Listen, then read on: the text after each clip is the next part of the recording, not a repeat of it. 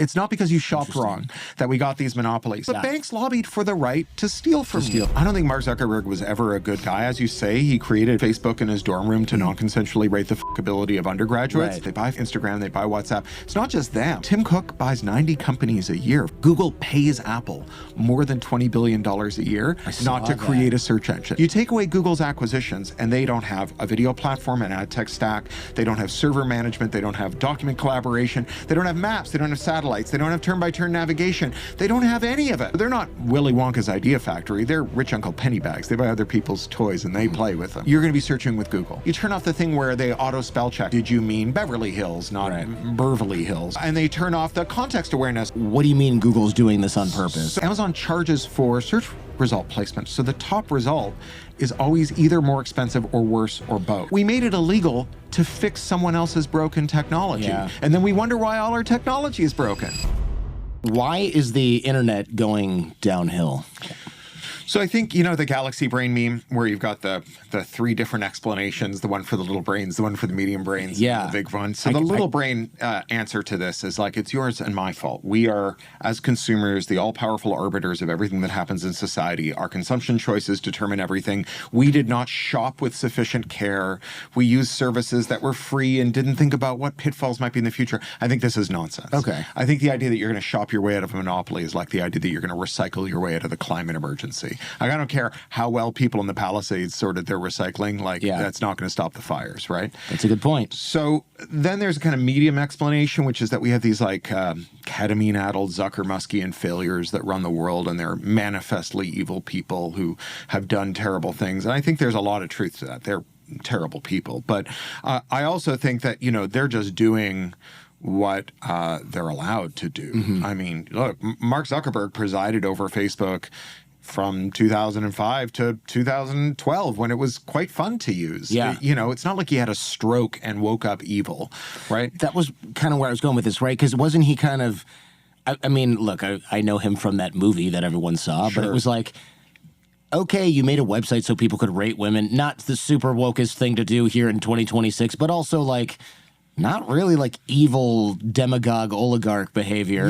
And then also Facebook was like, hey, MySpace is spying on you. That's such bullshit. We're not going to do that. And also they're owned by an evil billionaire. Who would want to use social media owned by a billionaire? Right. So you have, you know, these guys who are bad guys, but you know, they do evil for the same reason your dog licks its balls, because they can. And the reason they can is because policymakers who, unlike these guys, draw a paycheck to work for us, took decisions in living memory that had the foreseeable and foreseen outcome of allowing the worst people to do the worst things they could imagine and make ungodly amounts of money doing it. They created the enshitogenic policy environment. We warned them at the time. They did it anyway.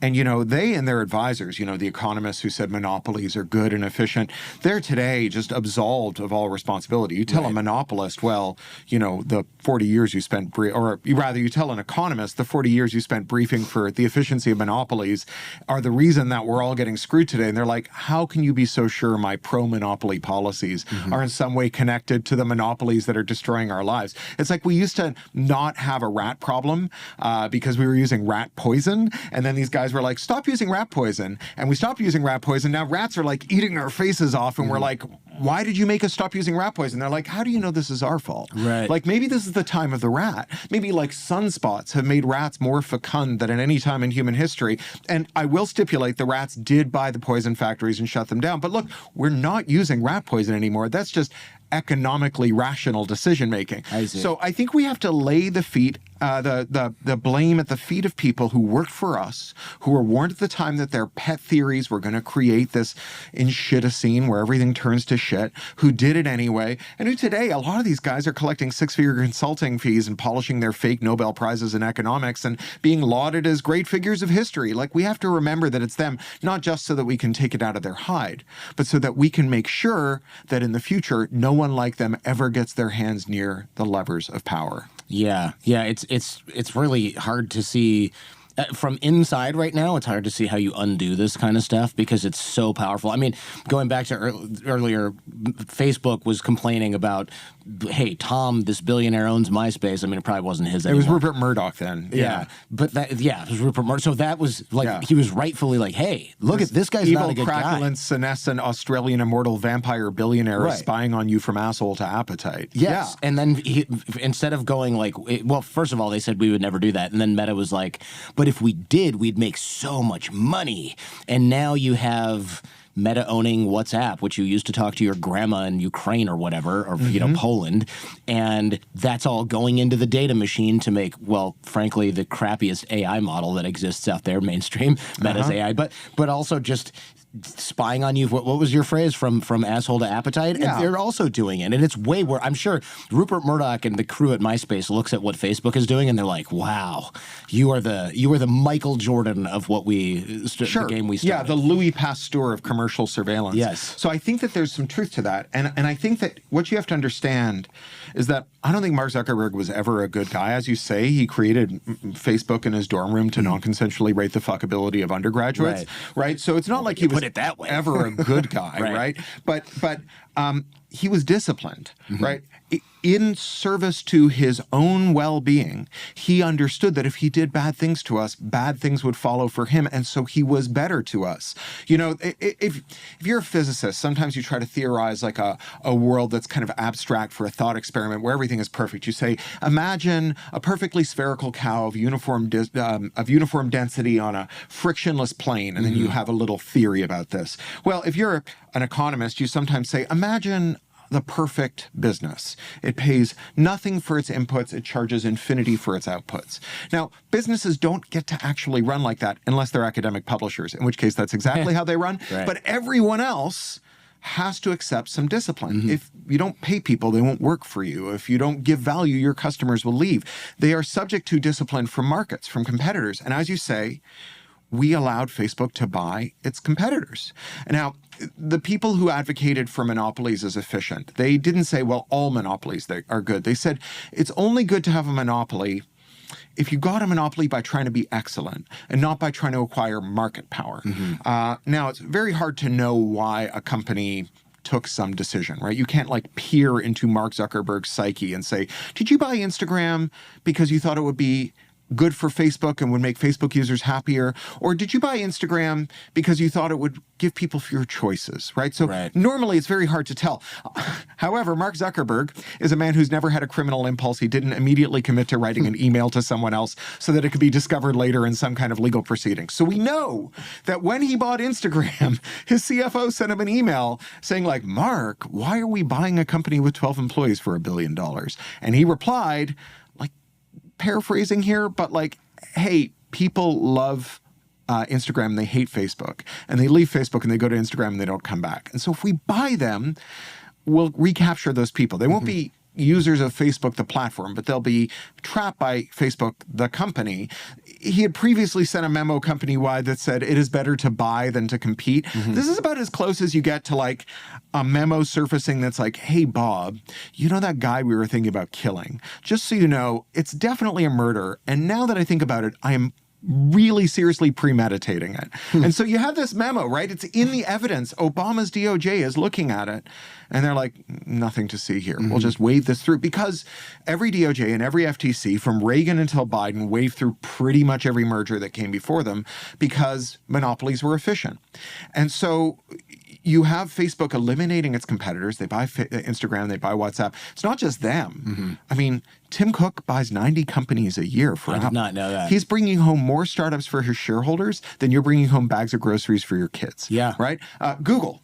What is Google without its acquisitions? Because everything they do internally crashes and burns, right? Yeah. They couldn't even make Google video work. They had to buy YouTube. You take away Google's acquisitions, and they don't have a video platform, an ad tech stack. They don't have server management. They don't have document collaboration. They don't have maps. They don't have satellites. They don't have turn-by-turn navigation. They don't have any of it, right? They have a Hotmail clone. Right, Gmail. Decent, but that they created in-house, right? But everything else they created in-house almost without exception, crashes and burns. And so they're not, Willy Wonka's Idea Factory. They're rich Uncle Pennybags. They buy other people's toys and they play with them, right? So these companies, they eliminated the competition. Google pays Apple more than $20 billion a year not to create a search engine. I saw that. I thought that was, I always wondered why Apple didn't get into the search game, because I'm like, if anybody has the resources, it's them. Sure. And somebody was like, oh, well, Google's the best at it, which is, not true. Or at least wasn't true when I asked this question. Maybe it's true now. I don't think know. it's true I now. Doubt it. Yeah. And I have recommendations if you're interested. Yeah, I do later, because I'm like, what do we use? DuckDuckGo? Sure. I don't know. We'll skip Well, ahead if you're to that. willing to What do we spend use? $10 a month, there's a company called Kagi, K-A-G-I. I don't work for them. I don't have any commercial relationship with them. I sometimes get an email from the CEO saying, thank you for saying nice things about us when you're doing interviews, because I love using them. So my editor for my novels, I've written more than 30 books. I write science fiction novels as well as nonfiction like ttification. My novel editor I've known since I was a lad. We met on a BBS when I was 17. Is this incredibly smart autodidact. He dropped out of high school at 14 to hitchhike around the country making science fiction zines. He ended up a vice president of Macmillan. Wow. He's taught himself everything. And I was with he and his wife, who's also this brilliant autodidact, Patrick Nielsen Hayden and Teresa Nielsen Hayden, at their place in Tucson for a conference. And we're all just sitting around drinking coffee and looking at our screens as we do. And he was like, have you tried Kagi yet? And I'm like, tell me about Kagi. And he's like, well, do you remember when, it used to be that like you could ask Jeeves a million questions and never get a straight answer, but you could type a few vague words into Google and it would just give you exactly what you wanted. Yes. That's what Kagi is like. And I'm like, really? And so I tried it. I don't know what the deal is now. They used to give you 100 searches for free, and then you had to pay $10 a month. So I tried it, and I was like, oh my God, this is this business. And I immediately bought a subscription for my whole family. And then Jason Kebler at 404 Media, which is this great tech news site. People who used to work for Vice Motherboard got out just ahead of the implosion and started a journalist-owned outlet. They're incredible investigative journalists. He published an article, an investigative piece about Kagi. And he revealed something I had not known, which is that Kagi doesn't own its own index. It uses Google's index. And then it rents it, right? You can pay for API access. I see. And then it resorts the results. So Kagi, a startup with I don't know how many employees, 10 or something, is able to give you results that are 100 times better than Google's, which tells you something that Google is doing it on purpose. Yes. So we'll skip to that right now, because I found this to be kind of insane. But this is one of those where I was like, is this true?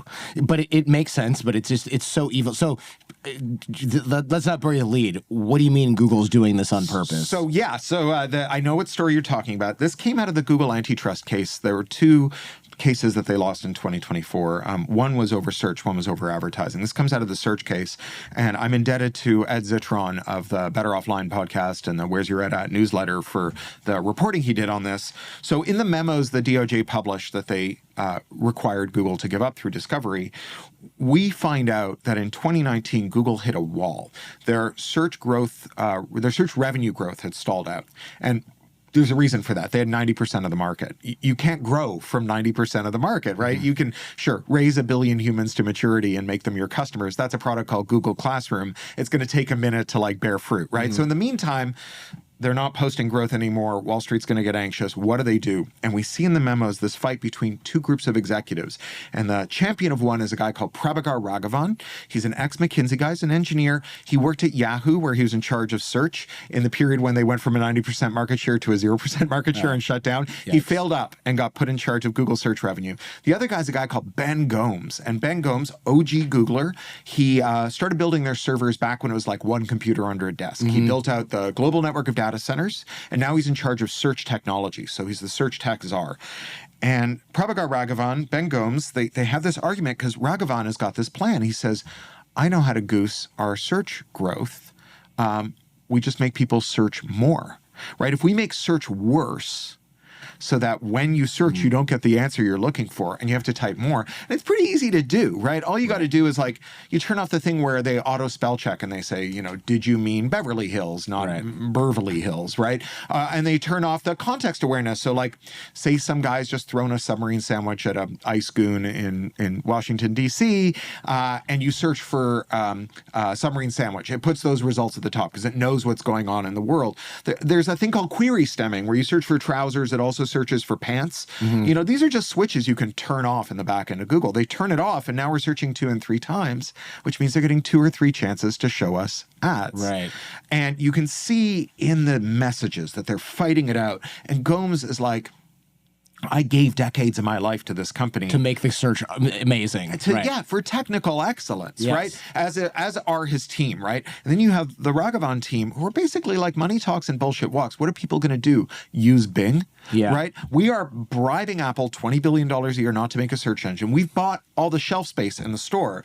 If you search, irrespective of what mobile carrier you have, what mobile operating system you have, what manufacturer you have, which operating system you're using, which browser you're using, you're going to be searching with Google. So what do we care if someone makes a better search engine? No one's ever going to find it. Right. What are we spending $20 billion a year to keep Apple in the search market for if we're not going to capitalize on it? So is that $20 billion a year? That's to say, hey, your default search in Safari on every device is Google. Which perforce means that it's not Apple. If Apple had a search engine, the default search engine would be Apple. So the $20 billion is... Apple could make $19 billion a year if they had their own search engine. We're going to pay them $20 so they don't even try. That's probably the calculus they're both doing. And I should point out, this is the largest deal that either company does, and it's directly negotiated between the CEOs of both companies. I see. So this is like bat phone from Tim Cook. It's the summit, right? Everyone gets together. You relax. You hunt some humans. You stroke your white Persian cat. Right. Drink some baby blood or something. And then you're like, how many zeros after the 2 this year? Oh, well, let's make it 10. Yeah. You know? And so had to do the math. How many zeros after the 2 and 20 billion? Yeah. Wow, that's great. So they're sitting there going, let's make search crappy so that you have to run it 3 times, and we'll get to put 3 sets of ads at the top. And most people aren't going to complain because, look, you still have a magic box that searches the entire internet. Well, and where else are you going to go? I'm going to Alta Vista, which probably doesn't exist anymore. You remember on Saturday Night Live and before that on Laugh-In, Lily Tomlin used to do this character called Ernestine the Phone Operator. And she'd do these fake ads for AT&T. And they'd always end with her turning to the camera and saying, we don't care. We don't have to. We're the phone company, right? This is the problem. It's not just that companies become too big to fail and we bail them out, although that's happening. It's not just they become too big to jail, which they are. So Google was convicted of monopoly conduct in this search case, and then the judge was like, your punishment is I'm not going to punish you. You can keep paying Apple $20 billion a year. You can keep doing all the things you were convicted for doing because you're too big to fail. But they become too big to care. Right? Why would you care? Like if your path to glory is being worse, I mean, look at Boeing, right? Boeing eliminates its competitors. They start, union busting. They move the manufacturing to, South Carolina, and the planes start falling out of the sky. And now we're all Boeing to die. But what are we going to do about it, right? Fly in an Airbus? Yeah, well, it's funny. I do have an app called Flighty, which I love, and it shows you what kind of plane you're in. Oh, yeah. And my wife's always like, what kind of plane is this? And I'm like, Airbus, something, whatever. And she's like, oh, good. Thank God. Yeah, no, I live under the approach path for Burbank Airport, and Southwest flies a 737 MAX over my roof every 15 minutes. Nice. So you're just rolling the dice all day. I'm just going to die. Yeah, no, that's how it works. It's, what's that movie, Donnie Darko, where the airplane comes and crashes into his room? That's right. That's hopefully not you. Switching costs are a thing, and you write about this in the book. It's funny because I was just thinking about this. One of our sponsors is Mint Mobile, and it's like $15. I swear this isn't a paid thing. It's like $15 a month or something. It's really, really cheap. And I was like, Jen, how much are we paying for AT&T? And she's like, oh, $400. And I was like, let's switch. Right. And she's like, but my dad's on the plan, my brother's on the plan, I'm on the plan, you're on the plan, your dad's on the plan, your mom's on the plan. We all have to go to the store probably at the same time, which alone is impossible. And then sit there for what's going to be 4.5 hours of, I don't know why this thing I'm clicking on the screen doesn't work. I mean, it's just, and then the switching costs become $10,000 of my time as opposed to just like, screw it, pay $400. I'd be interested to find out exactly how that actually shakes out for you, because there was an order, and this is an example of how regulation can change the way this stuff works. There was an order for number portability. Yeah. 3 administrations ago. This was a while ago, yeah. And you call the carrier, you go to their portal, and you say, I'm porting out my number. They give you a one-time code like you get when you're logging into your bank or whatever. You go to another carrier, you go to Mint Mobile, and you give them that code, and bloop. And, you know, it's funny because, like, when you think about social media, like, it'd be the easiest thing in the world to port. And it is like the most prodigy CompuServe ass thing that you have to know which social media network someone is on in order to talk to them. Like, think about how unimportant your carrier has become in this year of 20 and 26, right? No one's ever called a friend and said, like, dude, you would not believe whose SIM is in my phone right now. Right? It's just irrelevant. You pick up the phone, you call the person. And that means that it is pretty straightforward to leave. I mean, Mint, like a lot of other carriers, it's an MVNO, a mobile virtual network operator. So they don't have their own network. There's a statutory requirement that the carriers sell airtime on their networks. And so you have these two regulatory orders, a number porting order and a what's called essential facility sharing order, and all of a sudden you can have 100 phone companies. You know, and they're keeping each other in check. Like, there is a point where if AT&T made you to rank with them, you might all go do it, or you might say, like, dad, mom, sis, brother, whatever, I'm leaving the plan. If AT&T calls you up and says that's going to be an extra $2 a month, I'm sorry, but that's just how it goes. You can find me on Mint Mobile or wherever, Google Fi. You know, there's a million of these carriers. There's one called Calix I really like that's run by a nonprofit that has a long track record of resisting surveillance demands. They're the first ones to contest a Patriot Act warrant successfully. So, you know, the point is that, like, switching costs, they don't come down off a mountain on 2 stone tablets. Switching costs arise out of policy. And sometimes we have policies that deliberately lower switching costs, right? Like, so that would be like an order that the number porting, right? But sometimes we have policies that raise switching costs. And when those policies aren't there, companies can lower the switching costs for themselves. So in 2001, 2002, I was a chief information officer for Hire. I was helping all these small businesses get their, like, networks up and get online. And it was a big bad time for the Mac, because Microsoft had just been convicted of being a monopolist. They had a 95% market share on the desktop. And one of the things they did was they just stopped updating Mac Office, which meant that if you made a Word file or an Excel file or a PowerPoint file and shared it with a Mac user, it probably wouldn't work very reliably. Like, you could just wave the Mac Office install floppy around the office and all the files would go spontaneousry corrupt. It was so bad that you'd have these office environments. There'd be like 25 people on Windows PCs and like a designer and the CEO with a PowerBook and a desktop Mac. And so I would just give them a Windows machine that they could use for PowerPoint, right? And then that was so unwieldy that I just put a big graphics card in it and they just switched to Windows. So Apple solved this problem.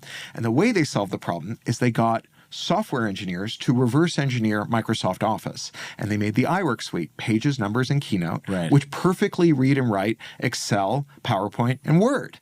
And then they ran this campaign called the Switch campaign, which was basically like, you can just switch. You just buy a Mac and then open all your documents on that Mac, and it'll work just fine.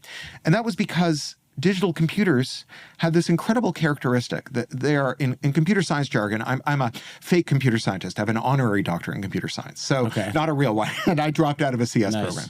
But in computer science jargon, we call a computer a Turing-complete universal von Neumann machine, which in computer science speak means this is a computing engine that can compute every valid program. So this iPad in front of you has the same processing capability, the same instruction following capability as the processor in the digital SLR that's recording us, and the smart TV that's right next to us, and your smartwatch that's over there, and also the UNIVAC. Now, they run at very different speeds. They have different amounts of RAM. It might take 1,000,000 years for the UNIVAC to run your iPad apps, right? But all computers can run all programs, which means that if there's ever like a 10-foot pile of shit in a program you use, there's an 11-foot ladder made out of code that someone can give you that you can use to go straight over it, which is what Apple did.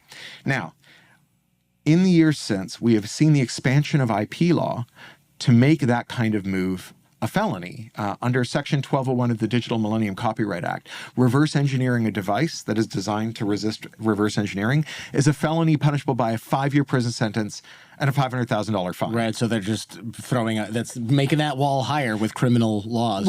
So it just makes it illegal. So this is another policy dimension. Yeah. This is why I say the enshitogenic policy environment is what created this, right? We made it illegal to fix someone else's broken technology. Yeah. And then we wonder why all our technology is broken. Yeah, or saying earlier, we have an MVNO that sponsors the show. They're called CAPE, and they're security forward. And the only reason these things can exist is because the law is like, hey, if you're going to own all the cell towers, you have to let other companies rent these cell towers for a fair amount of money. Essential facility sharing. And so it's interesting to see how these places, they'll either be like cheaper than AT&T, or CAPE, which is what we have, is like, hey, we actually secure this. We have a value add. Right. Somebody can't go, hey, I'm Jordan. And then they go, oh, okay, you want to take the SIM card and transfer it to another phone so you can steal all of Jordan's banking information? Well, sure. Well, and those carrier networks, they all run a protocol called S7 that was part of the original GSM spec that is used for billing for SMS and roaming. And it's so insecure that you can, broadly speaking, get the location and movements of anyone who's got a cell phone, because S7 sucks so bad. And then the carriers are riddled with insider threats. And so you have bad actors, bounty hunters, bill collectors, who have been able for years to get detailed information about your location and cell phone use from the carriers. There's even commercial services where you can just go buy it and there's like a cutout. You know Bellingcat, right? Sure, of course. So I interviewed someone from Bellingcat, and he was saying that one of the ways they found these Russian spies who had come and basically tried to kill that spy in London. Yeah. They found him because they just have all these corrupt people working at cell phone carriers in Russia. And they were like, what if I give you $1,000? Can you give us these guys' locations for the entire year? And they were like, okay, sure. Well, this is one of the things about the capacity of these firms to gather and retain so much data on us, the tech firms, is that they have insider threats. They leak like sieves, right? And we see this over and over again. You know, Facebook has had multiple people inside Facebook who were fired for stalking their ex-partners. I always wondered about that. So is Google, and so is the NSA. In fact, the NSA has a little cute acronym for it. So, you know, there's two kinds of intelligence that spy agencies collect: HUMINT, which is human intelligence, which is when you ask someone something, and SIGINT, which is signal intelligence, which is you spy on their communications. They have a third kind. They call it LOVEINT, which is when you spy on someone you have a crush on using the NSA's surveillance technology. Right, which is got to be 1,000,000% illegal and like a felony. But they're like, hey, stop that. Right. Well, and, you know, again, how are they going to find out? And are they really going to punish you? And so, you know, like, any data you collect will probably leak, and any data you retain will definitely leak. That's really interesting. How creepy, you know, you date some guy in high school, or, you know, some gal in college, whatever, you know, whoever you're dating, and you're like, oh, that's so weird. She works for the CIA now. Wait, she works for the CIA now. Right. Or, you know, Booz Allen or IBM or one of the other major contractors, or Palantir, you know, who have all of this capacity and who aren't shy about using it. Yeah. Like, hey, you know, I can find you on any camera. Cool, you can see me crossing the street in New York. Wait, you can find me on any camera? Sure. What else have you seen me doing? Right. Well, and, you know, we have these flock cameras everywhere, and, you know, we're told that it's a public safety thing. But, you know, even if you stipulate to it, which I don't, if you stipulate to the idea that law enforcement shouldn't need Fourth Amendment, shouldn't need to obey the Fourth Amendment, should be able to track you everywhere you go. No one has ever watched a detective movie in which the detective says, oh, I got that license plate number. I'll call a friend at the department and find out who it belongs to, and gone, oh, that's incredible. That's stupid. No cop would ever tell a buddy who the license plate belongs to. We all understand that that is routine. Yeah. Well, stalkers, creeps, crooks, you know, they are all able to access people who have access to or they are all those of this people. data. Yeah, or they are those people. Yeah, that's That's scary to think. We also take each other, you mentioned this in the book, we take each other hostage on social media because, I don't know, my immigrant community has a Facebook group, or my parent group for my kids. Parent group for my kids at school. It's on WhatsApp. So what am I going to do? Say I don't use Meta products? And they're like, well, good luck. You just won't know anything that we're doing. Your kid's really going to enjoy Cupcake Day. Yeah. So there's that. I mean, there's also like, maybe you've got the same rare disease as other people. Sure. You know, this is called the collective action problem. It's another term out of economics, like switching costs. And it just refers to the fact that as much as you love your friends, they're a giant pain in the ass, right? And you can't even agree on like what movie you're going to see this weekend, or like what bar you're going to go to. So how are you going to agree on like when it's time for all of you to leave Facebook? And Mark Zuckerberg understands this. He understands that so long as you love your friends more than you hate him, that you'll probably stick around even if he makes the service worse. So this is intrinsic to any kind of social service. It's a way to do lock-in that's much cheaper and more reliable than the more exotic forms of lock-in, like getting a bribe from Google to not make a search engine, or setting up these extreme billing systems where if you want to get all the discounts and whatever, you all have to lock in and no one of you can leave, and it's like a real hostage situation. This is a very straightforward one. It just sort of occurs organically. And this is why we see social media becoming such a cesspit. Now, we were talking about MySpace.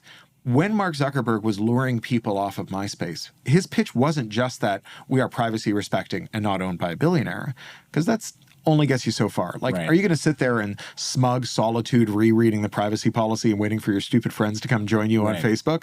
Right? He said, here's a tool. It's a bot. You give it your login and your password. It'll go to MySpace several times a day, pretend to be you, scrape everything waiting for you in your feed there and put it in your Facebook feed. You reply to it, we'll push it back out to MySpace. So you can eat your cake and have it too. This is adversarial interoperability. It's just another version of what Steve Jobs did when he got his engineers to reverse engineer the Office suite. And what we've done in the years since is just made that illegal.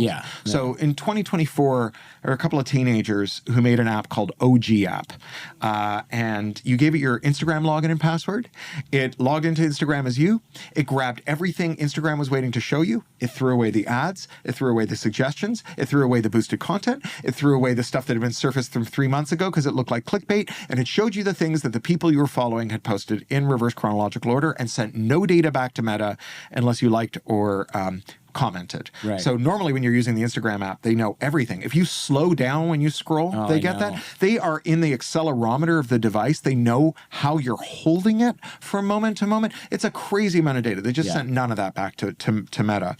So within a day, OG App was in the top 10 of both app stores. That night, Meta sent takedown notices to Apple and Google, and it was gone in the morning. And it's against the law to reverse engineer your iPhone to sideload apps that don't come from the App Store. I didn't know that. So that was the end of it. I did not know that. I should probably stop publicly telling people about all the sideloading I do on various platforms. So if you have to bypass an access control, right? If there's a countermeasure that you have to defeat, it doesn't have to be very effective. It just has to be enough that they can go to court and say there was a countermeasure, the toolmaker bypassed the countermeasure, and then that's a felony with a 5-year prison sentence and a $500,000 fine. Silly me. I thought I owned this device. And I could use it how I wanted to use it as long as I wasn't hurting anyone. It's pretty abnormal that we have property that we want to use in lawful ways and the manufacturer disprefers it, and that takes precedence. So I routinely, it's funny because when I said, hey, is your book on Audible? You were like, no, dumbass. When you read it, you didn't say that. But the vibe was, maybe when you read the book, you'll understand, no, it's not on Audible. And it was kind of funny. I felt like as soon as I read the book, I was like, I'm turning red now. I don't mind at all. I mean, they're 90% of the market. So of course you started there. It's a question I ask every author. But it's funny because I think I admitted to another felony on the call with you, which is like, you know what I do is I use this program called Open Audible, and then I download it, and then I put it in my other app. So trafficking in that program is a felony. Yeah, I didn't know that because I thought like, I own the books. Well, and here's the amazing thing. I don't own the books. Say I, as the author, let Audible sell my books. Audible has a requirement that all their books be locked up this way. It's called digital rights management, right? DRM, yeah. DRM. So if I let Audible sell my book, so they collect whatever, $15 from you. Now, I wrote the book. In this case, I read the book. I also paid for the engineer and the director. I paid for the editing and the QA. It's my book, right? I own that book. So you bought the book from Audible. I give you the tool to take that app out of the that book out of the Audible app and put it in like another app. I commit a felony, right? As the copyright proprietor, it is illegal for me to let you take my copyrighted work and use it as you see fit. And it's a copyright violation. And it's not just a little copyright violation. If you were to go and like pirate the audiobook from Audiobook Bay, you would face a less harsh sentence than I would for supplying you with a tool to take your purchased copy elsewhere. Yeah, that's insane. If you were to go and shoplift it at a truck stop on CD, Yeah. you would face a less severe sentence than if I gave you the tool to use it as you see fit. If you were to stick a gun in the face of the truck driver who delivers the CDs, now we're getting to par in terms of your expected sentence for hijacking the truck and for me giving you the tool to take the work I created. So this isn't really copyright. It's more like felony contempt of business model, right? It's like the right to conjure new felonies into existence by adding a little bit of access control, some DRM, and then making it so that anything you want to do that the DRM prohibits is requires that you go past the access control. Crazy. And since that's illegal, that's the end of the story. So is it illegal for me to use Open Audible, or is it just illegal for me to share the program? Well, so it is both illegal. It is a civil matter for you to use it, and it is a criminal matter for you to traffic in it. Okay. What is trafficking in it? Not mentioning it on giving the podcast. Giving it to someone else, telling them where to find it. Oh, I would never do that. But also, and this is very important, telling someone how it works, right? Like what vulnerability did you find in Audible in order to exploit it is also a crime. Now, this is important because when you do security research, this is the gold standard for security research. You say, I investigated this thing. I investigated your smart TV, and I found out that it was spying on you or that it would let other people spy on you. And here is my proof of concept code. This is how I bypassed the bootloader. This is how I showed that it could be done. I see. That is a crime. So effective criticism of defects of a device. So I'll give you a really severe example. What if I say put a piece of tape over the camera on the bottom? So this is where like what is circumvention, what is an access control? That's probably fine. Okay. There's very little jurisprudence on what is and isn't an access control. There's a very funny case where this weirdo started a Napster clone called Aimster, and then he put all the song titles in Pig Latin. And then remember this he tried to get, his name was Johnny Deep, who's very weird. He tried to get the record companies, he tried to sue them for decrypting the song titles that were in Pig Latin. Right. And the judge was like, I'm sorry, that's not an effective means of access control. But like, there's not a lot, but I'll give you an example of one that's really bad. So in Poland, there's a giant train manufacturer called Newag, N-E-W-A-G. Okay. And Newag, turns out, booby traps their trains. So if they sense that the locomotive has been taken to a rival's service yard, or if the locomotive is immobilized for more than a few days in a place that might have a rival service yard, they brick the locomotive. It just stops working. That's send an over-the-air kill signal to it. They didn't disclose this. All that train operators knew is that their trains would sometimes stop working, and they would call up Newag, and Newag would say, "Oh, let us do some remote diagnostics." That's a 20,000 euro service charge because you didn't buy the service package from us. You unwisely bought the service package from our competitor, and then they would just charge them 20,000 euros to go in and click the Make Train Go button again. And this got very suspicious because there was a piece of mainline track, and when they'd drawn the rectangle around the service depot, they'd been sloppy and they'd drawn it around the mainline track. Oops. So trains that went down this track would just stop. So this security research group was hired by one of the train operators, and they discovered this sabotage, right? That this company had basically tied Poland to the train tracks. Article 6 of the Copyright Directive is just like Section 12.1 of the DMCA. The U.S. Trade Representative made all of America's trading partners adopt identical laws to our anti-circumvention law. So every country in the world has a law like this, because otherwise someone in Poland could go into business disinshittifying American products and make a lot of money. Right. So you have to have everyone else agree to stop doing this.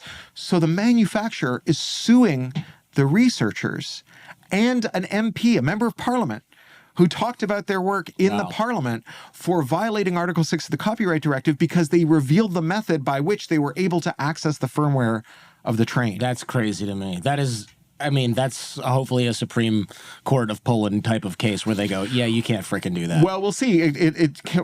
Cases normally take sort of 8 to 10 years to get to the European Court of Justice, which is the federal court in Europe. And we'll see how it goes. But in the meantime, look, if you're a security research firm, which is, you have to understand, security research firms sounds very grandiose. It's often it's like 5 dudes. Yeah, 3 people who are just like super into this stuff and love the intellectual challenge and make good money like figuring out how stuff is broken and warning people. But not like $50 million to defend a European Court of Justice case against a massive multi-billion-dollar train operator. Company. And so say someone comes along to you and they say, you know, we're worried that this ventilator might have some back doors in it. Would you make sure that when we plug this ventilator in, it can't be remotely shut down by malicious actors? Can you do an audit of it before we put it in our hospital? Are you going to do that? Are you going to bypass the firmware? Especially since all the ventilators in the world are made by one company. It's called Medtronic. They're an American company, but they pretend to be Irish. They did the largest tax inversion in history. All their money floats in a state of untaxable grace somewhere over the Irish Sea. Doesn't Apple also do that? The Apple, Google. Ireland's a made town. So they pretend to be Irish. They booby-trap their ventilators. And if you put a part in the ventilator, even one of their own parts in it, but you don't pay their technician to come and type an unlock code, the computer in the ventilator won't use the part. So during lockdown, you had med techs at hospitals who were harvesting working screens from dead ventilators and putting them in working ventilators with dead screens. But the screen would not work with the ventilator because they could not get someone from Medtronic to get on a plane and come to their hospital because there were no plane flights. And people were just dying because of this. That's so super sad. Are you going to risk their wrath if someone says, audit? So Medtronic makes everything. They make deep brain stimulators for people with Parkinson's disease. They make glucose monitors, insulin pumps, implanted defibrillators and pacemakers. These are things that you do not want to have remote security vulnerabilities. And they all have wireless interfaces because you don't want to get your firmware updates with a scalpel, right? So what does it mean if your deep brain stimulator or your implanted defibrillator can be remotely triggered by someone standing a couple of feet away from you? Oh my God. And their argument to this is, we want to make sure that you're really using high quality parts because it's a deep brain stimulator. We don't want to knock off Chinese part in there that fails. You got to buy ours. And there's something to that, but I don't know. I feel they have an irreconcilable conflict of interest. Yeah, that's a good way to put it. Because, you know, yes, it's true. They sometimes want to defend your interests, and sometimes they don't. So one of the things that has been one of the things that has kept Medtronic in the news for so many years is that their devices are wildly insecure. So, for example, they had a supply chain problem where, you know, you go to the cardiologist, they put a wand on your chest to read out your implanted defibrillator and update its software. The software update that came from Medtronic onto the PC that the cardiologist had and into your implanted defibrillator, which is basically a giant battery attached to your heart, right? That software had no integrity checking. So you could just put different software in that supply chain and there would be no way to detect the tampering. So there was no cryptographic signatures that went with it. So this is like super basic stuff. Super basic, Like your watch get software updates that are signed. If I were to hypothetically download a movie from BitTorrent, even my transmission on Mac program will check the integrity of the file and make sure it matches. Exactly, right. So no integrity checking, easy supply chain inserts, and this is just very bad. Right? And so like the idea that, well, you should delegate all your trust to Medtronic because they really care about your security and take it seriously would be more valid if they did. But also, like, one of the reasons that they don't have to take your security seriously is because no one's allowed to tell you when they screw it up. Right, exactly. Like, the good news is we updated your pacemaker. The bad news is we put Tetris on it. And so Quake, I think. Quake is what we all install on everything now. That's right. So unfortunately, it might work a little weird, but it's going to be pretty freaking cool, and you should show your son. Yeah. Your heart is going to beat to na-na-pa-pa-na-pa-pa-na-pa-pa. Yeah. I want to talk about Amazon. Speaking of evil actors, I mean, Facebook. There's so much we could talk about with Facebook, right? The metaverse that failed, how they suck in. You don't use the metaverse? Does it exist? I use the metaverse all day. I mean, this is one of my rare exits from. No, I never use the metaverse. Are you kidding me? Brick on my face? No way. Oh man, have you seen Apple Vision Pro? So I have a housemate who. for some reason, can only watch the NFL on his Apple Vision Pro. Yeah. So if I come into the sitting room and he's on the couch with a brick on his face, I'm like, I guess the football's on. Yeah. I will say Apple Vision Pro is one of the coolest things I've ever used in my life. It's like the iPhone, but in terms of like how revolutionary it is. But it's too expensive. There's not enough you can do with it. But it's like my favorite toy. But the metaverse, I remember watching an interview with Mark Zuckerberg in there, and it was just like, it looked like a game from the 80s, except they were kind of like, we can play ping pong. And I'm like, no one, who would use this besides kids who play Minecraft, and then they're just going to want Minecraft? I got to say, I saw that video and I thought it really had legs. Yeah. Because the legs were all janky in the video, folks. So Facebook sucking in all this journalism content, and it was like, hey, we're making the site more useful. And then it was, you just don't have to go to that site anymore. And Google's doing the same thing with their AI summaries. Yep. They basically, now you search for something in Google and it's like, hey, you were going to click on the first 3 links. Don't bother. Here's what they say. Right. And I find that kind of useful, but I'm also like, ooh, I feel bad for the guy who makes a living off this website surfacing ads. And if you ask Google, hey, does this AI get it wrong? They'll say, yes, but everyone should click on those first 3 links to make sure that the summary is correct. Right. Well, Sure, pal. It's not like Google doesn't have analytics. They know that no one clicks on those first 3 links, right? So they are giving you summaries. They know the summaries are inaccurate. And then they are adding enough window dressing around the summary that they'll blame you if you accidentally poison yourself instead of you blaming them. Here's a question that I don't understand. Let's say so a lot of websites make their money from like Google ads on the site. Yeah. So let's say I have a recipe website, and the first result in Google for, I don't know, Eggs Benedict or something like that. I've got a bunch of Eggs Benedict recipes as the first result. Now people search for Eggs Benedict recipe. They get an AI summary.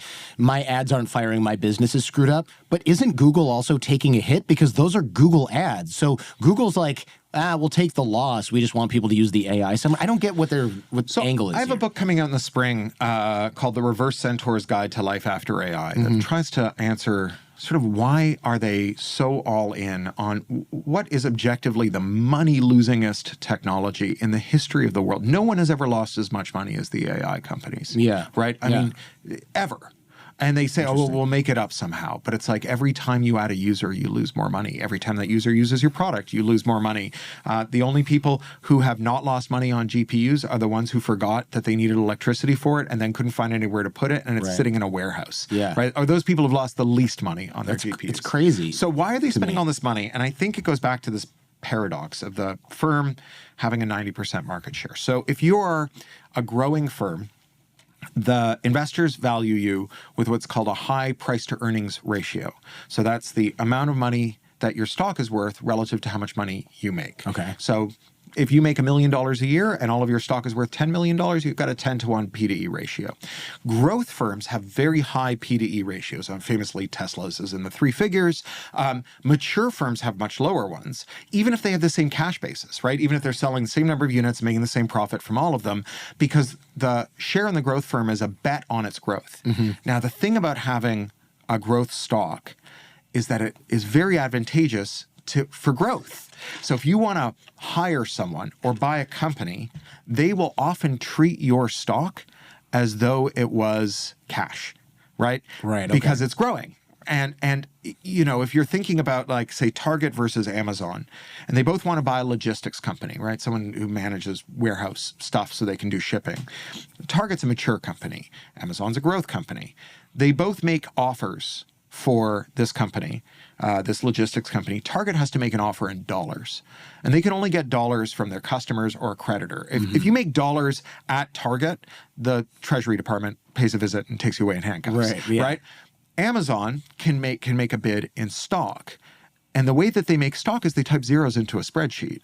Right? They don't have to convince someone else to give them stock before they can make an offer. Right, okay. And so this means that a growth company always gets to keep growing because they can always buy companies, hire key personnel. When Mark Zuckerberg hired that AI scientist for $100 million, he didn't give him $100 million in cash. Right. He gave him $100 million in meta stock, which he created by typing some zeros into a spreadsheet. I see. So they can print money. Yeah, they can print money. Now, here's the paradox. Eventually, anything that can't go on forever stops, right? And so eventually you stop growing because you've got 95% market share and Google Classroom takes 15 years to make you a Right. billion adult cohort who will be your customers.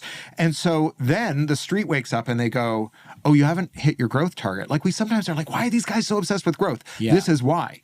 Because if you don't hit your growth target, they're like, okay, you've got a good business, but it's a mature business. Everybody panic sell now. Which means that it's overvalued by 5 to 1. So January 2022, Mark Zuckerberg gave an investor conference, his annual first quarter investment conference, investor conference, and he said, we experienced slightly lower than anticipated growth among U.S. users last year. And there was a one-day $260 billion sell-off of Facebook stock, right? And who is the person in the world who loses the most money when Facebook stock goes south? Mark Zuckerberg. So this is how it happens that he like arises from his sarcophagus one morning and says, hearken to me, brothers and sisters, for I've had a vision. I know I told you that your future consisted of arguing with your most racist uncle using the website I generated to rate ability of undergraduates. However, in the night, it has occurred to me that the true future consists of me transforming you and everyone you love into a legless, sexless, low polygon, heavily surveilled cartoon character so I can imprison you in a virtual world I stole from a 25-year-old satirical dystopian cyberpunk novel that I call the metaverse, right? Right. And that's a way to signal to the market we are not just stuck growing as a social media network where we have a 95% market share. There is an adjacent market called VR that we can grow into. So you'll remember there was one day when Google woke up and they said, actually, we're Facebook now and we have a product called Google+. I remember that. Right? And it wasn't, I mean, maybe they wanted a social media network, right? What they also wanted was for investors to say, sure, you've got a 90% search market share, but you could grow, you could become Facebook, you could take their market share. And then Facebook woke up one day and they said, we're YouTube now, we're doing the pivot to video. And investors piled into that.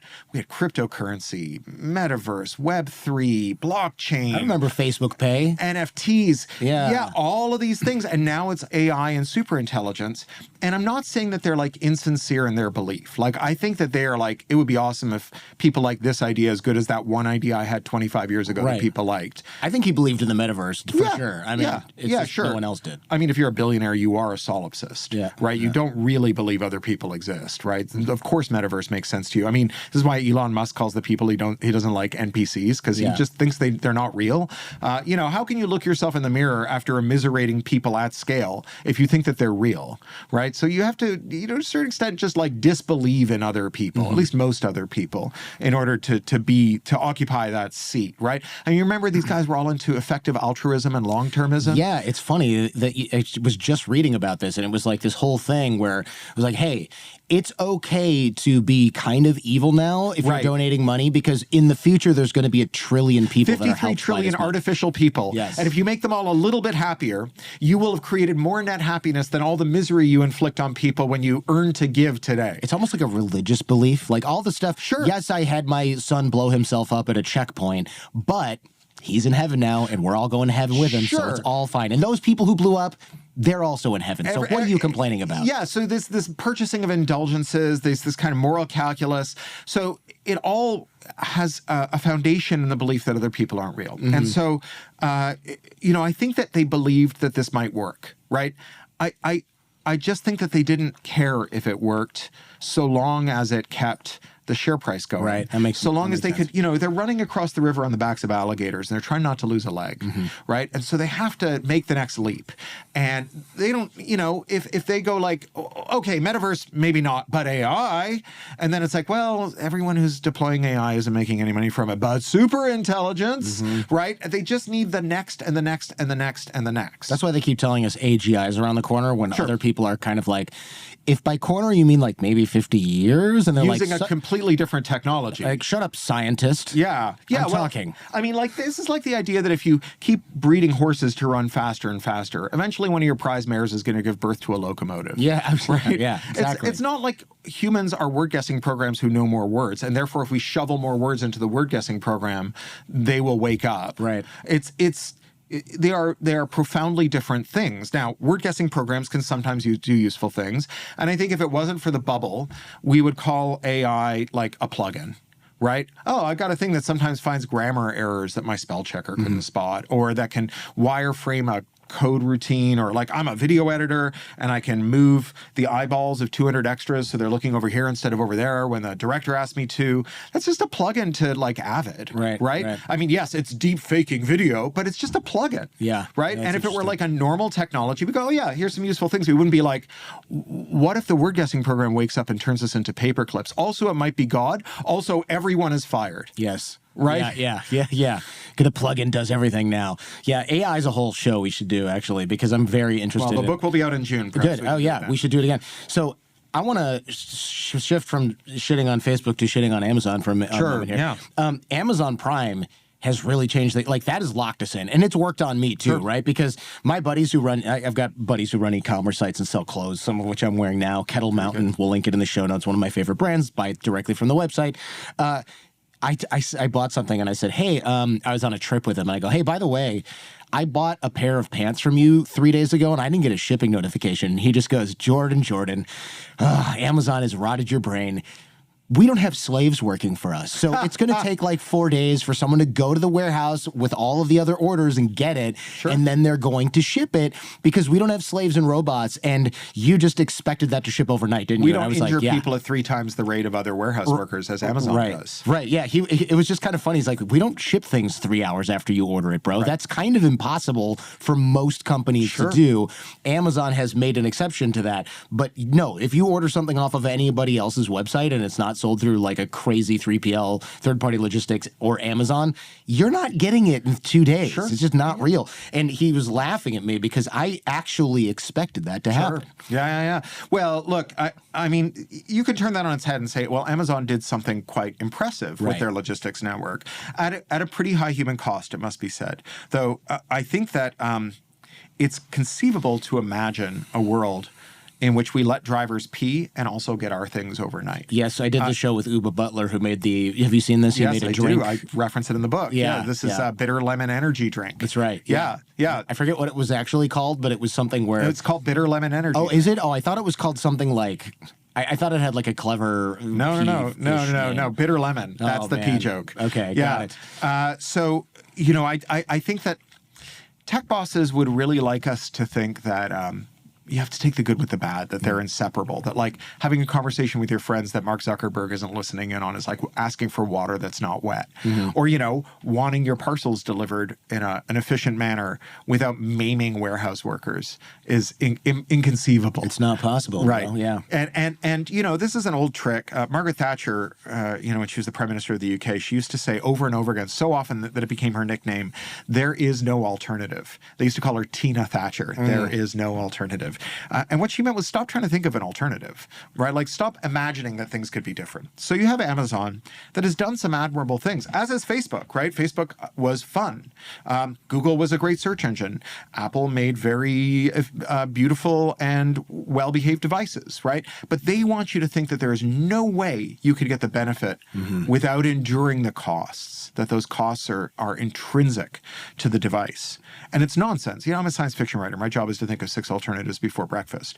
So Amazon, they sold us all Prime, right? They just sold us goods below cost. Now, we were talking earlier about how we used to have competition law and we stopped enforcing it. Yeah. A lot of competition law is about merger scrutiny, stopping companies from buying their competitors.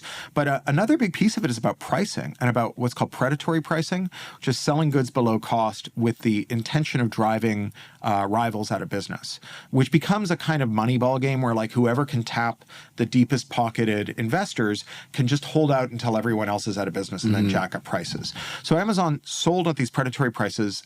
Prime was a big example of it. They pre-sold us shipping at a loss a year at a time. And that means that most people started their shopping journeys on Amazon because they'd already paid for shipping. Right. And if you found it, you stayed there.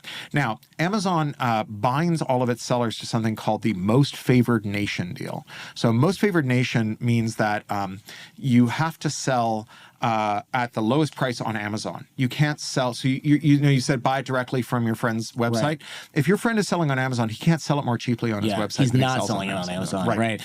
So because you can't say like, hey, you can get this wallet on our website for $10 less because you don't have to pay Amazon. Amazon will put you on page 10 million of the search results. Now, America has been through 3 consecutive what are called K-shaped recoveries. So that's where you have an economic collapse. And then as you have a recovery, the recovery all goes to the richest 10%. So you have these 2 lines. You have the recovery line, that's how the richest 10% are doing. And you have the 90% going down and down. So we've had 3 consecutive K-shaped recoveries.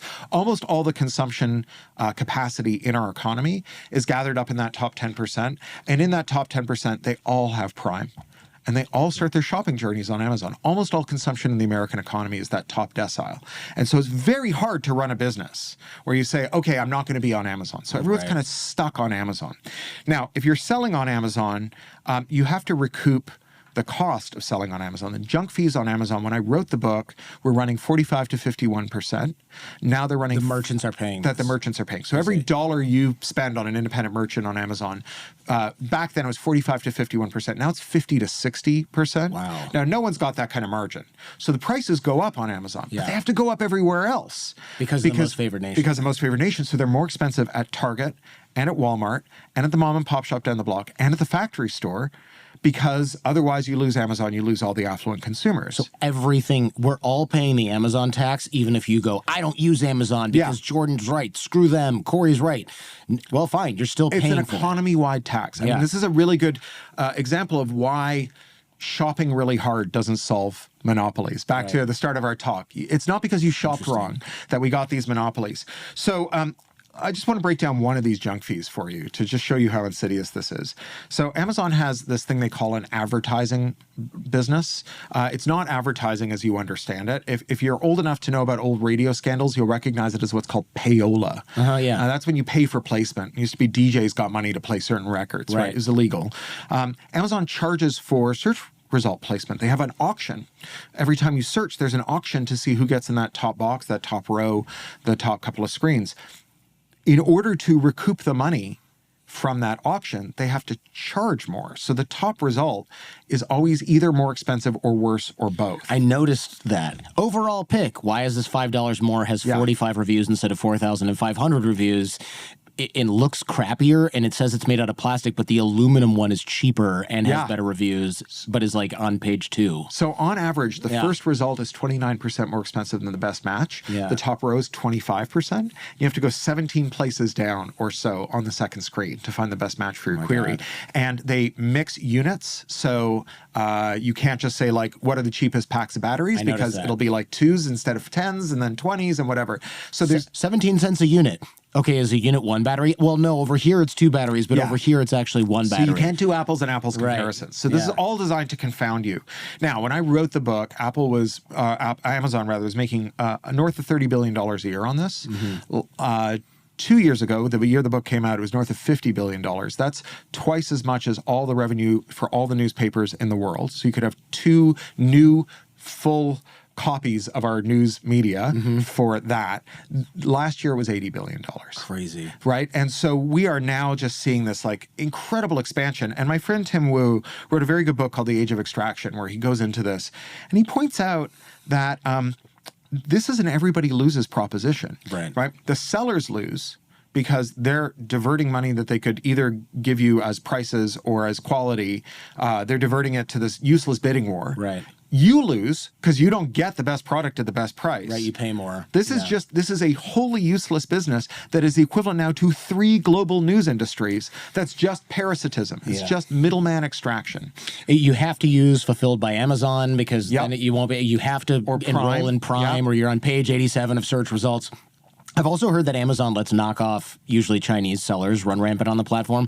So I had a buddy who made a product, and he found that people in his own factory or an adjacent factory were basically making knockoffs using the same pattern. And it was like he was making a backpack, and then Ubiquazar, all caps, made a similar backpack, but like with crappy zippers and like wasn't waterproof and crappy fabric. And it was interesting. It was suspiciously similar, right, to the backpack that happens to be 5 times the price. So you get this junk knockoff using stolen IP, and then he's like, hey, Amazon, they're doing this. And they were like, oh, well, and what? But Amazon does this too. So Amazon knocks off its own sellers. Amazon Basics. Much more insidious. Look at this cable. Yeah, I mean, cheaper. One of the things about using fulfillment by Amazon is that they can see your whole supply chain. They know they know what factory is making your stuff because you're drop shipping it to them. They have full insight into all you do. Now, Congress asked Jeff Bezos, do you spy on your sellers in order to clone their products? And he said no. And then his general counsel said, Jeff, you just perjured yourself to Congress. And he went back and said, I misspoke. So yes, we do spy on them. If you're depending on what you mean by spy. If you mean watch everything they're doing and then do the same thing, then fine, I guess we spy on them. Yeah. So this U.S. company is damaged because they invented the product, and you can basically they can go out of business, and the only thing left is Zuby, Quasar, and the other 17 knockoffs. The reason they have those funny names, by the way, is that Amazon does a trademark lookup just against the USPTO trademark database, the U.S. Patent and Trademark Office database, to make sure you're not infringing a trademark before you sell. And so they just take random strings of letters that there won't be a trademark for. I see. Because I was like, why do they not just have one guy who speaks English going, that doesn't sound like a brand? Because they're not using brand names to sell. They're gaming the algorithm. Yeah. The other thing I noticed is they'll have a bunch of reviews. And I'm like, when was this product listed? 3 days ago. Wow, they're selling a lot of these. Yeah. Oh, wait, these are obviously fake. And then if you sort by like most helpful or low reviews, you find the ones that look like real people are like, this is one star, this product sucks, what the hell, buy this other one. And then all the 5-star ones are like, great product, really ease of use. They do a lot of stuff like they will have a product that is useful. It will rack up a lot of reviews, and then the Amazon backend, it's just got bugs in it. And so you can then take that product and you can say, well, here's a new version of it. And so maybe it's a pen. And you can say the new version is a USB power bank, right? And so you have all these reviews that are 5-star reviews for a pen. I've seen that before. Now you have that rank. So there are lots of ways in which Amazon fails to police it. And you talked about Uwe Butler. You know, it's an amazing story because he did two things. So one was he went and gathered the urine of Amazon drivers that they hucked out the window of their vans because they don't give you a pee break, but you're not allowed to come back to the depot with any pee. So they pee in bottles and they huck it out the windows of the vans. And he listed it on Amazon as a bitter lemon energy drink as a prank. He wasn't going to sell it to any strangers. He just got his friends to order it. But he listed it as hand sanitizer refill so that he didn't have to do any of the food safety stuff. Right. And Amazon very helpfully automatically moved it into the energy drinks category for him algorithmically. Right, okay. And then he had got enough of his friends to buy it that he got a human sales call from an Amazon rep saying, we're impressed with your product and we'd like to manage your logistics and production for you. So that was one thing he did. This is episode 1235, by the way, if people want to listen to it. Oh, very good. Yeah, so Amazon completely missed this. But the other thing that he did was he applied for a job to work at Amazon. Yeah. And within hours, they had figured out that he was someone who was going to document their labor conditions. Yeah. And so you can see that when Amazon wants to do fine-grained analytics and surveillance of their operations, they can. And so when it's like preventing union organizers from getting a job in an Amazon warehouse, they are impeccable. When it's like preventing scammers from selling you bottles of piss as energy drink, they're like, sounds like a you problem. Or fake reviews, which some place like Yelp will find, or some other places they'll find it, and they'll go, no way. Meanwhile, you don't know that this is a pen or not. This is now a consumable product. You didn't know it's not a pen. How does your AI not know that they're talking about a pen and this is a photo of not a pen? And this is a problem, back to Google Summaries. This is a real problem with Google Summaries as well, is that the people who make crummy reviews where they up-rank things that have high affiliate fees over things that perform well are very good at search engine optimization. So there are a lot of legacy brands like Better Homes and Garden, Forbes, and so on that have websites with a lot of search reputation, and this is called search reputation abuse. So they build a shadow website that only search engines can find. You would never click to their from the Forbes website, that are just stuffed with shitty reviews. Like just all they've done is they've gone and take the most expensive products that have the highest commission and made them their top products. Is this why when you Google like top iPhone cases, it's like top 20 iPhone cases for 2026, and they're all crap-ola. That's right. So they're just the worst ones. And so This is much worse when you get to summaries, because the summary will just say the very best is the X, right? And so you're not even seeing the kind of surrounding context. So there's a woman called Giselle Navarro in the UK who runs a website called House Fresh, where they do very meticulous air purifier reviews. And it started as a thing for people with chronic allergies, and then obviously during COVID, it became much more salient. I need that. I want to bring one to every hotel I go to. You should go read their reviews. They're very, very good. And what Navarro has pointed out, she's done these long deep dives into how Google ranks search result or review sites, is that the lower quality of the review, the more likely it is to be in the top results, and the more likely it is to be pulled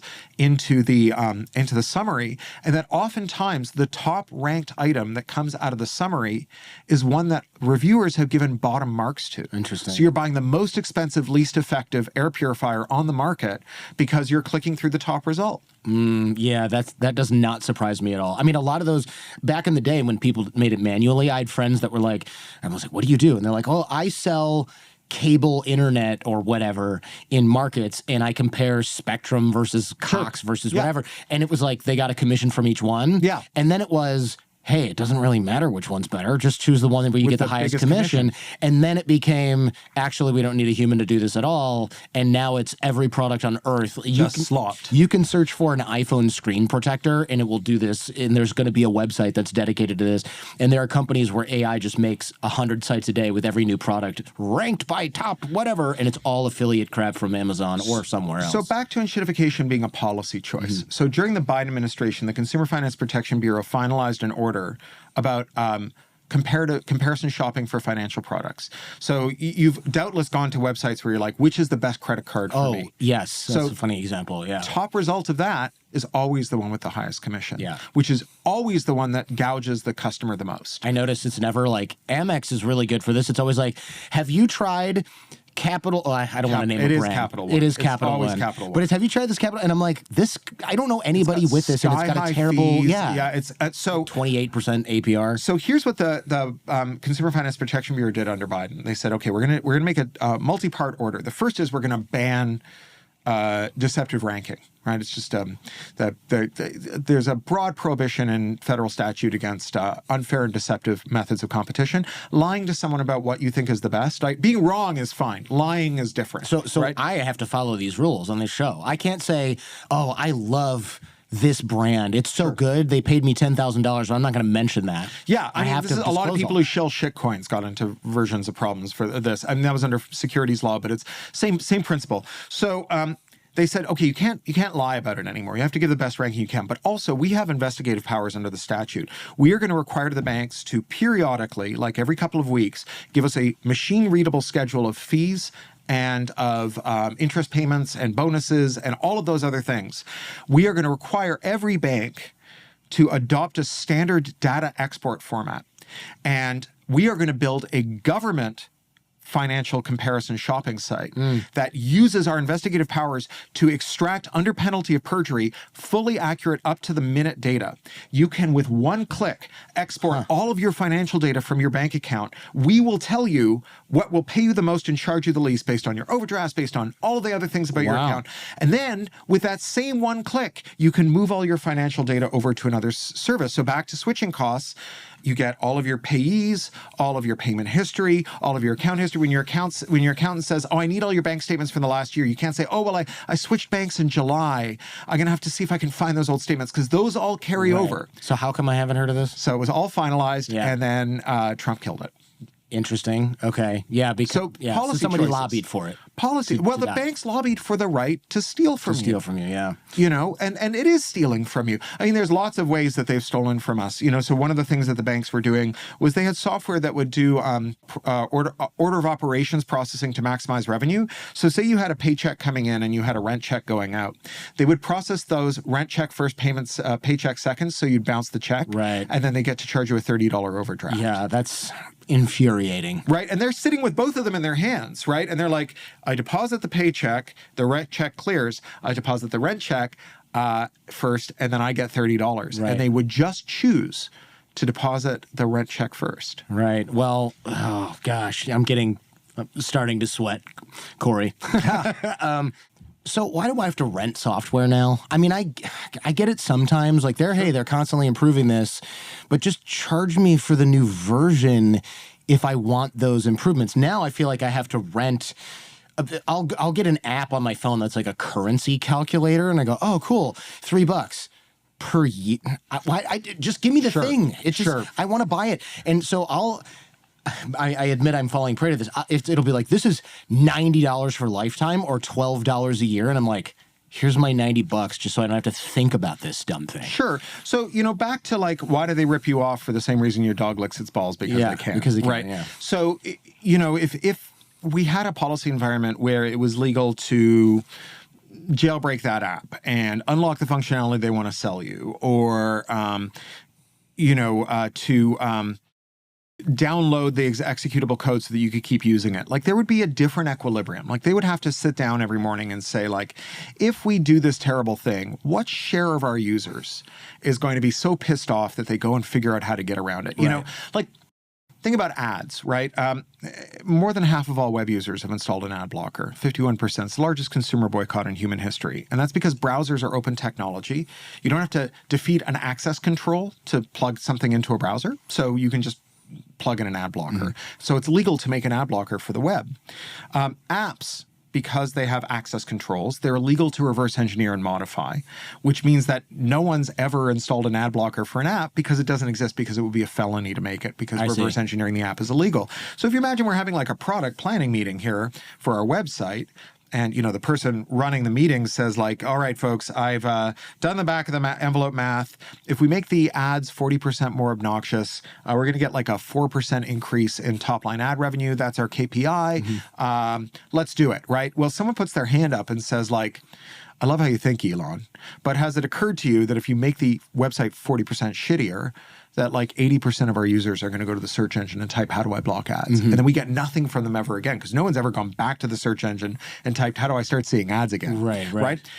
Whereas if it's apps, you move on to the next agenda item. Well, now I'm thinking about the apps, how obnoxious we can make the ads in the app. And that person puts their hands up and says, make them 150% more obnoxious. Let's max out the revenue. It doesn't matter if someone types, how do I block ads? Because the answer is, it'd be a felony to do so. Right, you can't, yeah. So an app is just a website skinned in the right kind of IP to make it a felony to defend your privacy while you use it, right? And that's why every company is so horny to get you to use their app and not their website, because the website you're in control of and the app they're in control of.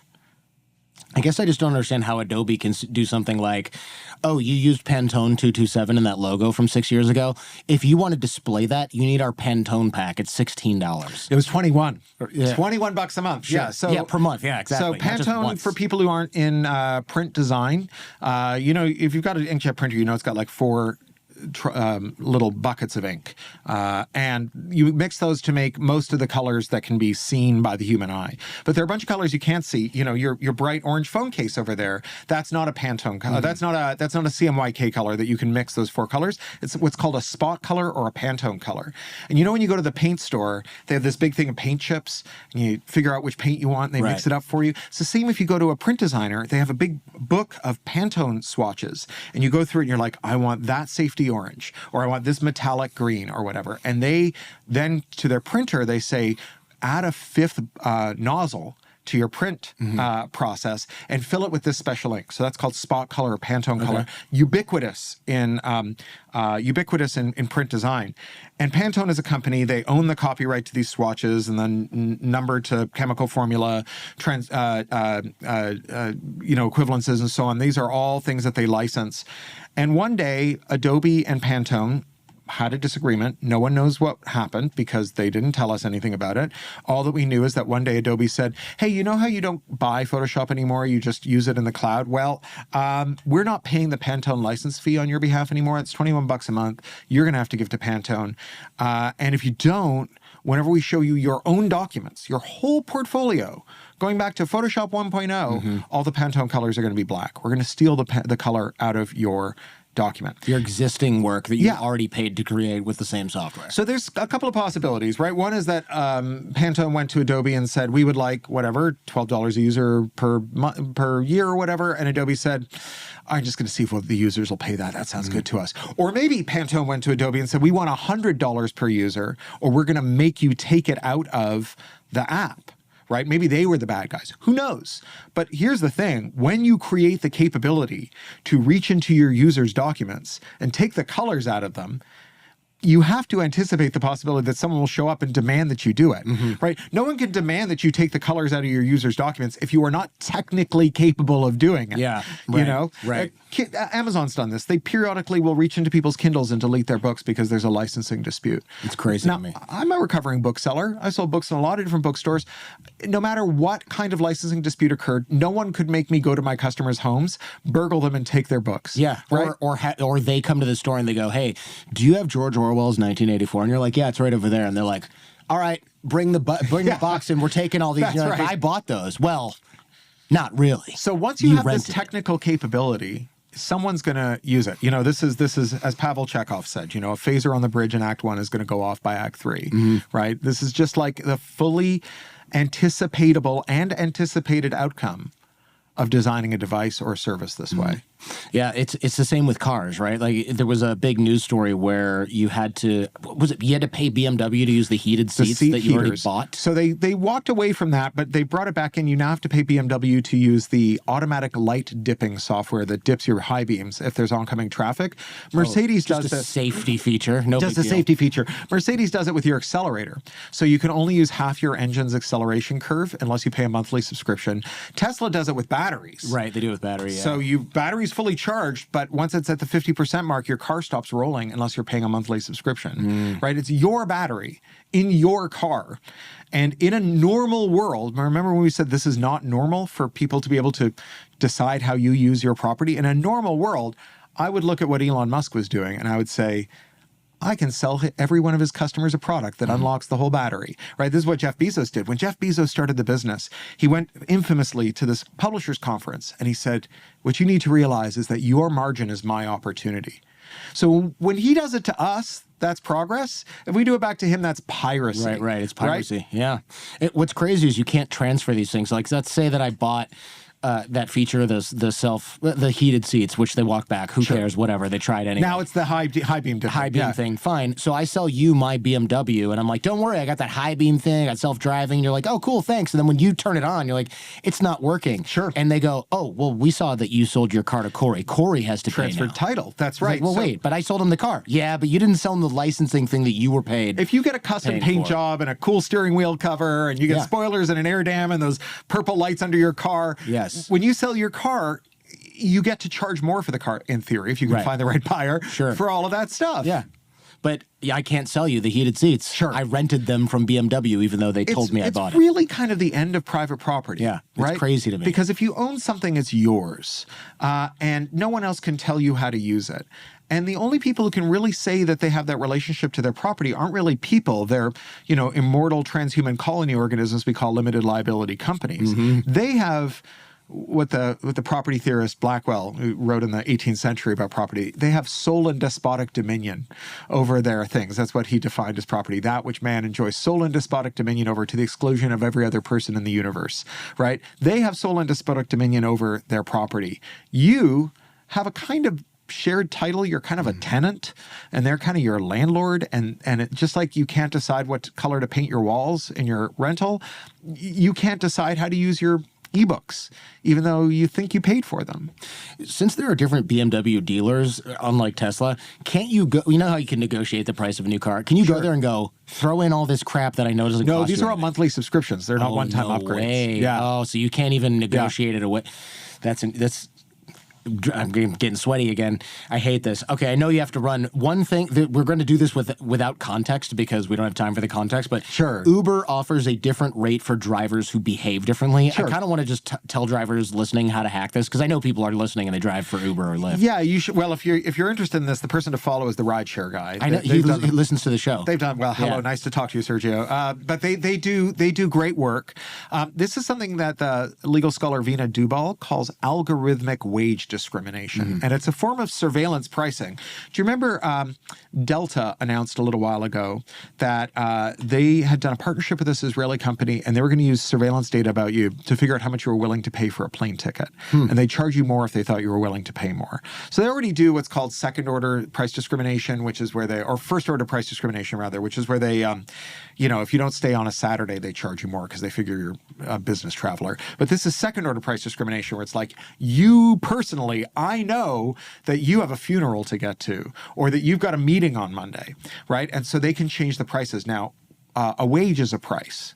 So it's one of the prices that gets manipulated through algorithmic wage discrimination. So Uber, if you're a driver, Uber can impute a level of desperation to you by how many lowball offers you're willing to accept.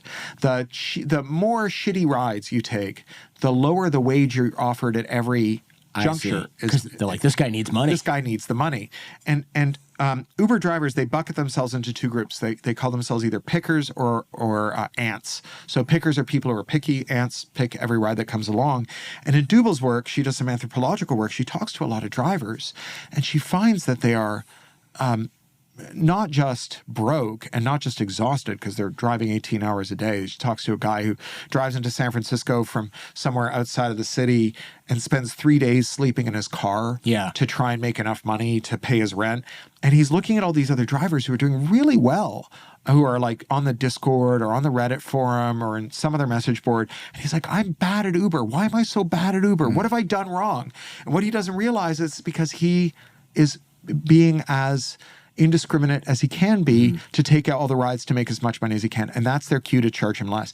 Algorithmic wage discrimination. To pay him less, yeah. To pay him less, rather. Algorithmic wage discrimination is happening in every category where you use an app to hire a worker and you pretend that that worker isn't an employee, but rather an independent business. Right. And so nurses, for example, in this country, we preferentially hire nurses at our hospitals as contractors because you can do union avoidance that way. And it used to be that you'd have local staffing agencies, 2 or 3 in every city. Now there's 4 giant apps. They all sell themselves as Uber for nursing. We have, because we've allowed corporate concentration, we have what's called regulatory capture. Our government doesn't update laws that would be disfavorable to corporations, or they get rid of laws that are disfavorable for corporations, like comparison shopping for banking. So Ronald Reagan was the last president to give us a new consumer privacy law. It was in 1988 when he made it illegal for video store clerks to disclose your VHS rentals. That's crazy. Everything else is fair game. And so a data broker will sell anyone any fact about anyone. And so the app, before it gives the nurse a shift, finds out how much credit card debt they're carrying. And the more credit card debt they're carrying, the lower the wage the nurse is offered. That's insane. So holy smokes. Think about this the next time you're getting your catheter inserted, right? So this nurse might have been driving Uber till midnight the night before and skipped breakfast to make rent because they are paying a desperation premium. So this is across the economy. And you can see how it's this combination of a lack of competition that leads to regulatory capture, that then takes advantage of the fact that apps are opaque. You know, my friend Tim Wu, I mentioned before, wrote this book, The Age of Extraction. He points out that in the age of the market, where you actually physically went to the market, although there wasn't a single price, everyone was haggling, there was social surveillance of the price. Like everyone could see what price everyone else was getting. Right. The prices are now set in this kind of silo that you and the firm are locked inside of. They know all the prices. You only know one price, the price you paid or the price you were offered for your labor. Right. So you have this combination of all these shitogenic characteristics. And the fact that you can't jailbreak your app means that you can't share the pricing offer with everyone else. It means that you can't make a kind of meta app, not meta like the company, meta like the concept, that all the nurses agree we're all going to turn down all lowball offers and force them to bid up the wage. It is like this environment in which bad people are doing bad things, but because policymakers who work for us let them. Thank you for coming on the show and being part of the Enshittification podcast. I appreciate that. Oh, well, thank you. And I should say, I work for a nonprofit called the Electronic Frontier Foundation. We have been fighting against this stuff for 35 years. This is my 25th year with them. We're at EFF.org. And if you want to find out how you can get involved, you can go to EFF.org and get involved in fighting enshittification in your life. EFF helped me when I was doing some social engineering stuff and talking about it. There was a lawyer there. Oh, very good. And she was like, here's how you don't get in trouble. Was that Corinne? Do you remember which lawyer? play? I think her name was Marsha. Oh yeah, Marsha Leverock. Yeah. She's now independent. She's here in LA. Yeah. She's great. She basically was like, you can do this, but if you do that, the government is going to say that you are a spy or something. Well, she's a hero. Yeah. So she's great. Probably kept me out of prison. Excellent. Possibly kept me out of prison so far. So far. Yes. Thanks, Marsha. And thank you. Yeah. Nice talking to you. In 1990, when I joined the CIA, Al Gore might have invented the internet, but I actually helped create and build it. And I asked a question that changed my life and changed my career, and that was this. If we're moving to this new thing called the internet and the World Wide Web, how do we know it has security in place? You mentioned there's a cybersecurity attack every minute. We already are in a cyber 9/11. TikTok is a tool of war. I want to get into that. There's a reason why TikTok is worth so much to the Chinese. One of the tips in your book is to use a credit card and not a debit card. Their entire job is to target you, your companies, and your individuals. It's basically a crime without any prosecution. There are ways to kill people using cyber. I think that's important to note. If we are at dinner and you pull out your cell phone, I will get up and leave. The most dangerous word on the internet is the F word. And it's not what you're thinking. The F word is